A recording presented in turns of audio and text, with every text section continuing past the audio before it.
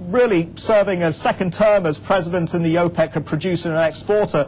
That would have sent ripples through the oil market in a very different situation last year. But right now, the emphasis and the focus is on the economy. So perhaps we're going to see a relatively muted reaction. But that said, the geopolitics are still very important nonetheless. As I said, Ahmadinejad is a hardliner. It's likely that he's going to advance the uranium enrichment program. That may bring him into further confrontation with the West. And instead of rapprochement, we could see more tensions and less engagement, and that could really raise some of these supply concern threats. So we could possibly still, Chloe, see a geopolitical premium building in the price of oil. Remember, the mentality in the market is still quite bullish, but nonetheless, the economy is really front and center. So I'd say the geopolitics, pretty much secondary concern for the market, but still watching it quite carefully. Back to you now. Okay, thank you very much, Sri Jaggaranja there. Well, let's try to get a check on oil prices and the factor of the implications of those geopolitics that Sri was talking about. Jonathan Kornfeld, Asia Director at Hudson Capital Energy. He is sitting right next to me. Well, thank you so much for coming in. Okay, just as we've been talking about all morning, the fear of geopolitics spilling onto what is happening in oil trade, actually not happening at this moment. Some profit-taking kicking in, considering this recent the run-up that we had. What do the fundamentals warrant at this moment? Well, the fundamentals of supply and demand definitely warrant a much lower price right now, something in the low 50s. 50? Absolutely. And at some point there will be a bit of a pullback. It just depends on how long the paper length, the funds and the ETFs can hold the market up at this level. Because eventually in the second half of the year and in 2010 there will be a rebalancing of supply and demand, which will cause the market to go higher. But at this point it has been the paper length, it has been the fiscal stimulus measures pushing just cash onto the market. It has to go somewhere. It has to be invested somewhere. We've seen stocks rally. We've seen commodities rally led by crude oil. So at some point there has to be a bit of a pullback. If you look at a chart of WTI or Brent, back at April 21st was the low point. We were around $49, and it has just been straight up since then.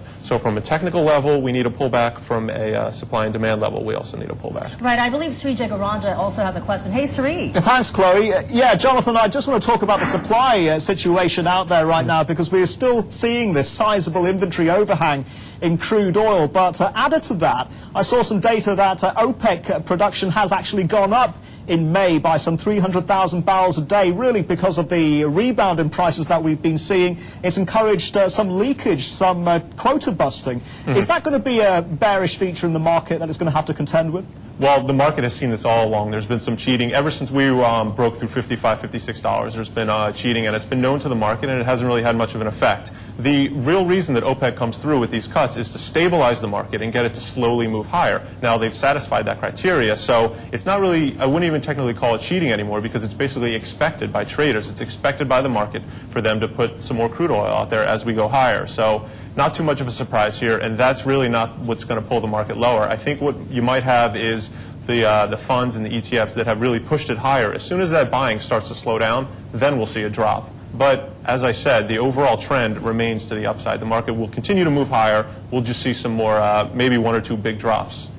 And Jonathan, when you look at the CFTC data, the non-commercial players are really adding a net length to this market. Does that suggest to you that the hedge funds, that the funds broadly are becoming more active participants, and we're seeing a return to speculation, perhaps not the speculative frenzy that we saw last year, but speculative activity nonetheless inflating the price of oil? Yeah, I think, you know, if you look at the numbers off the top of my head, I think the speculative longs increased maybe 7 or 8% last week. And to call them speculators, I think, is a bit of a misnomer, because it's actually, it's funds and ETFs, as I said, and that's really people like you and me who have invested money, and also, and banks, and anyone who really wants to invest in commodities moving higher has done so, pushed it higher. There's really not this this conclave of evil speculators pushing the market up. It's really just investors who really have nowhere else to put these funds at the moment. Ultimately, they are hedging against possible inflation that we're talking about. Sure. And also, what about this weak dollar? Of course, we're seeing a slight rebound in the dollar. The impact of the dollar. Right, that is certainly a factor. And as crude oil has become an asset class and moved from being just a commodity and the price based just on supply and demand to being an asset class,